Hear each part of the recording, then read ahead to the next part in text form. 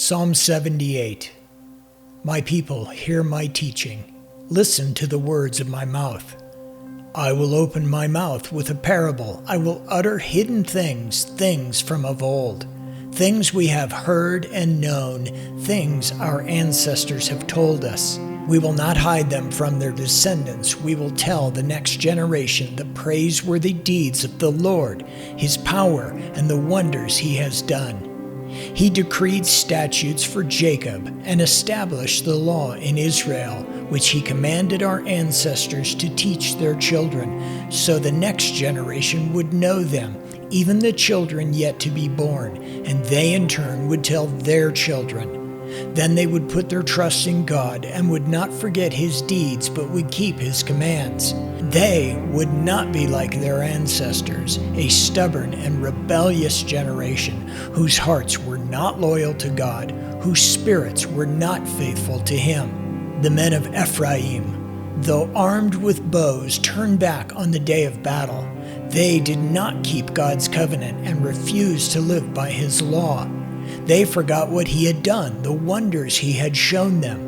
He did miracles in the sight of their ancestors in the land of Egypt, in the region of Zoan. He divided the sea and led them through. He made the waters stand up like a wall. He guided them with the cloud by day and with light from the fire at night. He split the rocks in the wilderness and gave them water as abundant as the seas. He brought streams out of a rocky crag and made water flow down like rivers. But they continued to sin against Him, rebelling in the wilderness against the Most High. They willfully put God to the test by demanding the food they craved. They spoke against God. They said, "Can God really spread a table in the wilderness?" True, He struck the rock and water gushed out. Streams flowed abundantly. But can He also give us bread? Can He supply meat for His people? When the Lord heard them, He was furious. His fire broke out against Jacob, and His wrath rose against Israel, for they did not believe in God or trust in His deliverance. Yet He gave a command to the skies above and opened the doors of the heavens. He rained down manna for the people to eat. He gave them the grain of heaven. Human beings ate the bread of angels. He sent them all the food they could eat. He let loose the east wind from the heavens, and by His power made the south wind blow.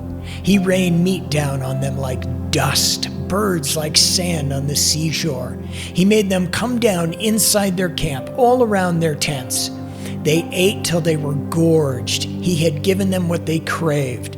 But before they turned from what they craved, even while the food was still in their mouths, God's anger rose against them. He put to death the sturdiest among them, cutting down the young men of Israel. In spite of all this, they kept on sinning. In spite of His wonders, they did not believe.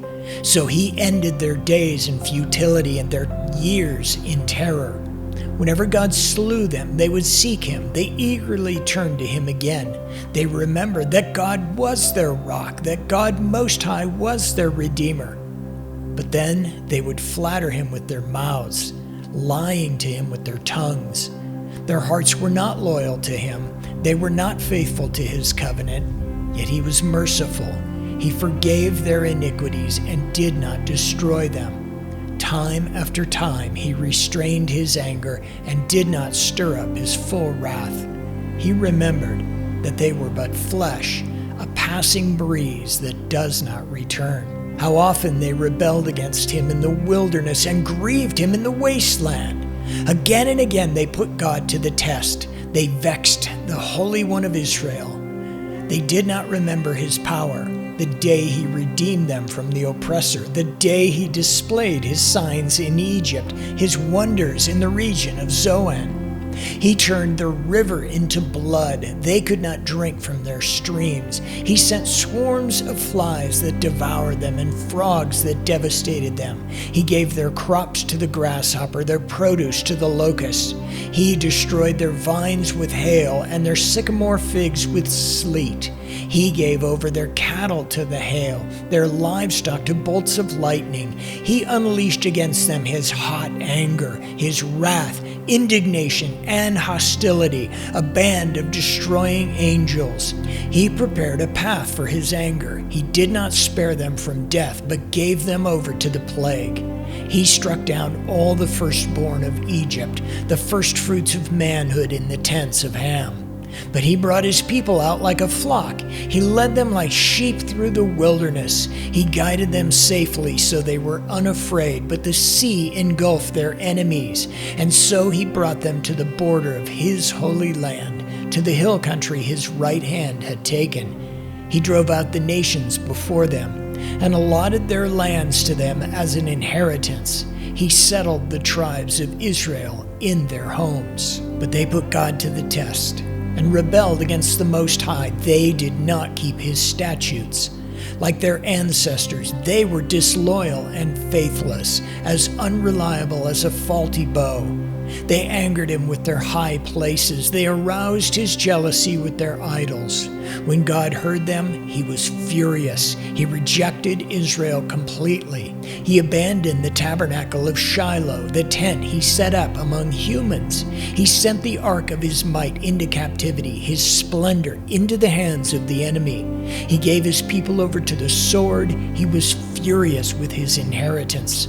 Fire consumed their young men, and their young women had no wedding songs. Their priests were put to the sword, and their widows could not weep. Then the Lord awoke as from sleep, as a warrior wakes from the stupor of wine. He beat back his enemies. He put them to everlasting shame. Then he rejected the tents of Joseph. He did not choose the tribe of Ephraim, but he chose the tribe of Judah, Mount Zion, which he loved. He built his sanctuary like the heights, like the earth that he established forever. He chose David, his servant, and took him from the sheep pens. From tending the sheep, he brought him to be the shepherd of his people Jacob, of Israel, his inheritance. And David shepherded them with integrity of heart. With skillful hands he led them.